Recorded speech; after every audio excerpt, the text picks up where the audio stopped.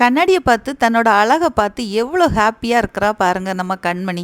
இன்னைக்கு தான் அவ முதல் முறையா அந்த கண்ணாடிய பார்த்து தான் வந்து இவ்வளோ அழகா இருக்கிறோமா, இவ்வளோ ஒயிட்டா இருக்கிறோமா அப்படிங்கிற ஒரு பெரிய ஒரு சந்தோஷத்த இன்னைக்கு பார்த்துருக்கா.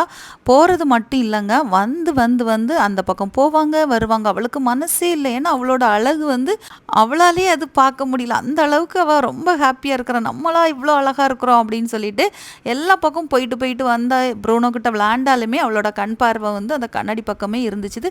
என்னதான் பாப்பாவுக்கு 2 கண்ணும் பார்வை இல்லாம இருந்தாலும், ஆனா இப்ப கொஞ்ச நாளாவே அவளுக்கு கொஞ்சம் பார்வை இருக்கு அப்படிங்கிறது நம்ம எல்லாருக்குமே தெரியும்.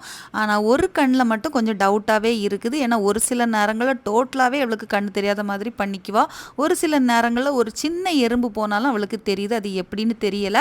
அப்புறம் வந்து பார்த்தீங்கன்னா, பாருங்க அவளுக்கு போறதுக்கு மனசே இல்லங்க பாருங்க. எட்டி எட்டி அந்த கண்ணாடியில என்ன செய்றா?